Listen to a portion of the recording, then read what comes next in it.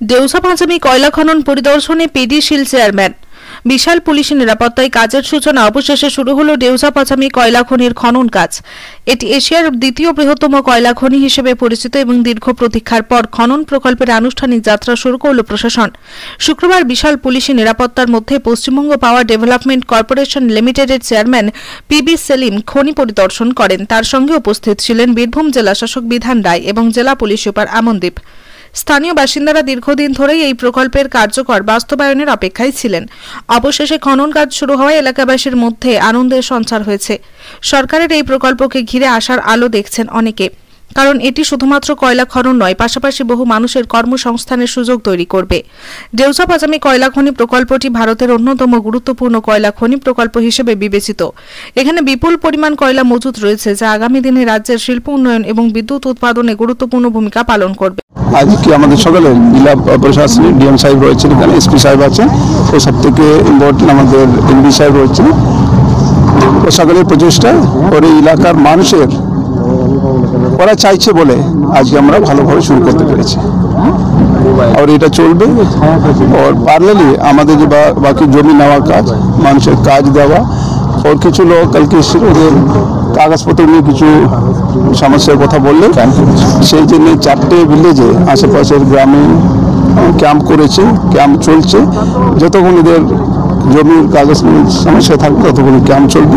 ওর প্রত্যেকটা মানুষের যা বলার আছে সেটা সে কথাগুলো শোনা হবে, তার সমাধান করা হবে, সেটা সমাধান করে ওদেরকে সঙ্গে নিয়ে এগোবো।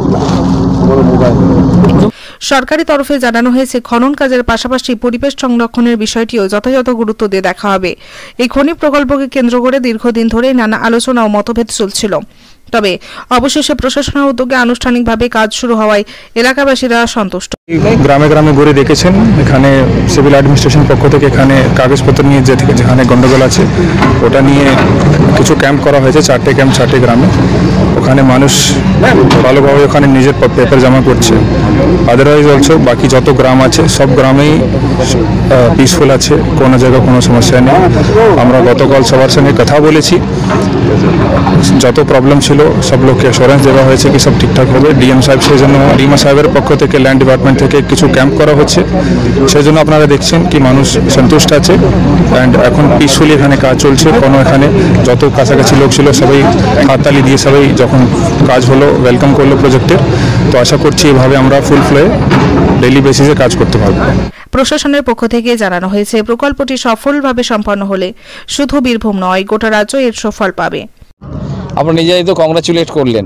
সাধারণ মানুষের কাজ, সাধারণ মানুষ নিজেই তারা ইনিশিয়েটিভ নিয়ে কাজ শুরু করেছেন, আমরা পাশে আছি। কালকে তো অনেকবার দেখা গেছে, বেশ কয়েকবার বিক্ষোভ দেখেছে গাড়ি ভাড়া, তাদের সঙ্গে কি কথা হয়েছে? দেখুন, আমাদের কাছে বিক্ষোভ নয়, আমাদের কাছে হচ্ছে মানুষ তার প্রয়োজনে তারা নিজেরা এসছেন, আমরা কথা বলেছি, সেই প্রয়োজন অনুযায়ী তাদের কাছে আবার ক্যাম্প ট্যাম্প বা আরও অন্যান্য যেগুলি সেগুলি হয়েছে। মানুষ তারা নিজেরাই খুশি হয়েছে, নিজেরা খুশি হয়ে করছেন। কালকে তো আমাদের অভ্যর্থনাও জানিয়েছেন। আমিন নাশিদের রিপোর্ট, জনকণ্ঠ টিভি নিউজ।